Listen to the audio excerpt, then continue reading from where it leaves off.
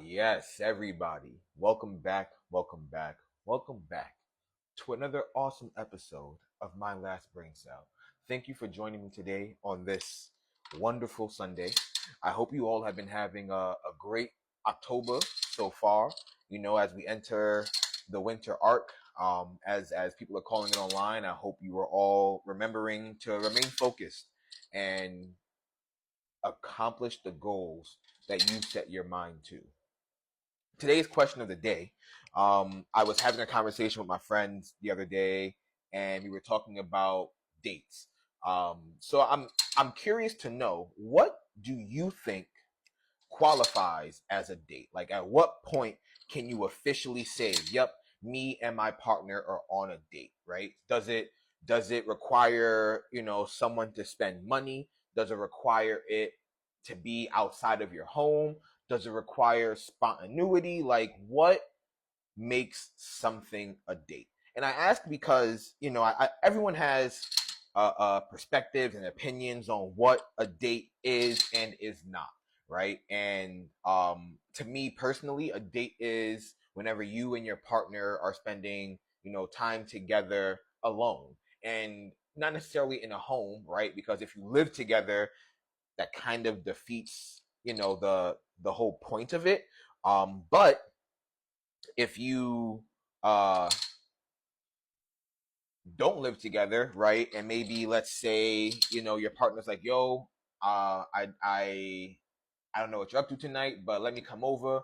I got some food, I got some drinks, and I got some games for us to play. Let's have a game night," right? Like, in my mind, if you guys don't live together, that counts as a date. However, if you do live together, I would say that that's not a date, right? Because that could be an every night thing. So I really want to know, like, what do you think makes, like, at what point does your hangout session become a date, right? My one friend said her and her boyfriend go for walks all the time, and they count it as a date. Damn, who just went? I don't matter. And I was like, damn, really? You count that as a date? And she was like, yeah, I mean, we're spending, unbothered quality time with each other. So in my mind, that's a date. No one's around us, there's no distractions, and we just have each other's presence as company, connect four, and that counts as a date. So I really want to know from the people, what do you consider a date?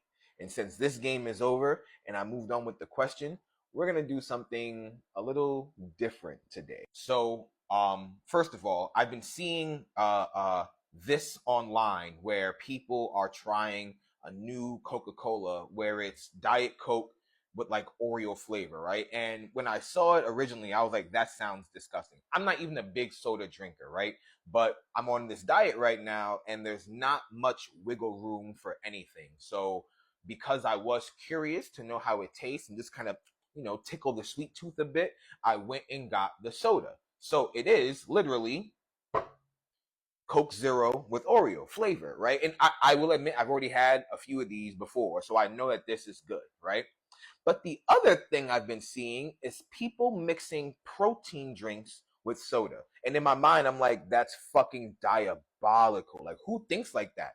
But from a couple of fitness pages that I've seen, they vouch for it. You take a nice little diet soda, you get your pre-made protein drink, you mix them together, and you've got like what they akin to a float of sorts, right? Now, Core Power makes two versions of a protein drink. They have the Elite, which I have here, 42 grams of protein, 230 calories. That's a no-brainer. They have another one. I'm not sure how many calories it has, but it has 26 grams of protein. Why not just splurge for 16 extra grams of protein, right? So today, what we're gonna do, ooh, nice crisp pop there. We're gonna go ahead and try this diabolical concoction that people are ranting and raving about, right? Now, for the record, if my coach is watching, this Coke Zero has 0 calories, so you can't be mad at me. I'm gonna add a smidgen more. I don't know what the ratio is for soda to protein drink, but I figured maybe half and half should probably suffice. I'm nervous. I'm really nervous. I don't know why, and I think it's just because, like, I don't know what to expect. Now, I love a nice root beer float like the next man. Pause. Right, but I feel like when you start mixing certain things together, the the concoction just becomes like a lab experiment. Like I'm already nervous just looking at it. Like it doesn't look horrible, but my brain, I don't know, man. I really don't know. This is basically milk and soda, which again, root beer float, right? People, it's a thing. It exists, but I never in a million years would I have ever considered mixing soda and a protein drink. So we're gonna see how this tastes. Now, I'll also be honest, because I've seen this concoction already with like soda and the vanilla one. I went and bought the chocolate and the strawberry as well because science. So I figured today I try the one I've been seeing online. Next episode I'll try maybe chocolate or strawberry, and then another episode I'll try whichever one is still remaining. We're gonna see how this tastes. I'm super nervous, but here we go. Cheers. Down the hatch.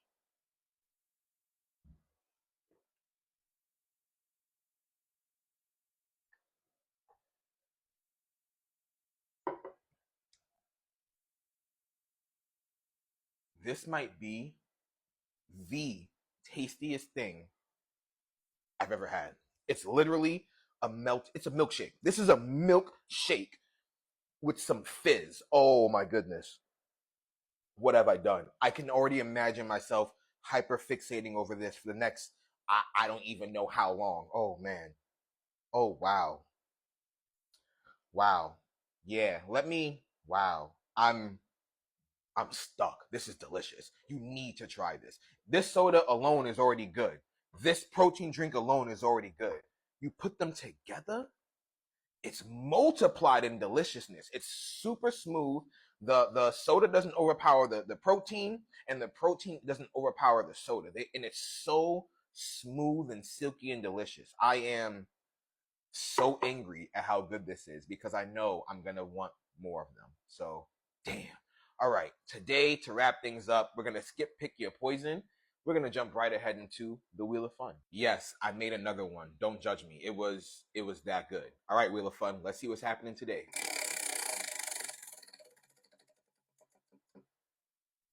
TV.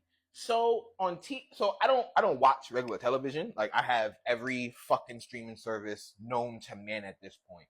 I've been watching a lot of like Netflix though recently, I will admit. So I watch Netflix in the background while I'm working. So I just finished watching The Parkers all over again. Nikki Parker was fucking insane. Let's talk about this, right?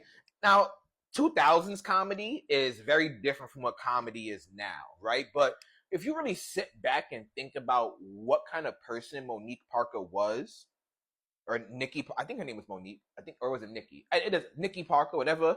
Bro, she was a psychopath. She stalked the professor. She interfered with every date. Like this woman was certifiable. And for the series to wrap with her and the professor getting married, the professor's like, oh my god, I actually do love her. I can't imagine life without her. Nigga, that's Stockholm syndrome. Are you fucking like what's happening? She was finally about to marry someone, and nigga said, actually, role reversal. Check this shit out. I couldn't believe what I was watching. I will admit though, the comedy in the show was solid. The chemistry between the cast was also solid, and I had some good chuckles and whatnot. It was awesome to kind of rewatch, an old school black sitcom. They were even going to church. I know that sounds super weird to like throw in, but like it was so cool to see, the faith present on TV. They were very heavy in the church. But damn, Nikki, you were crazy. If we ever do like the Parkers reboot, we need to really rethink this whole crazy woman stalks man for 5 fucking years. Yeah, that's diabolical. That's diabolical. Anyway, I'm wrapping here. I got a drink to destroy. I appreciate you stopping by. This is King Echo signing off. I'm about to fuck this up.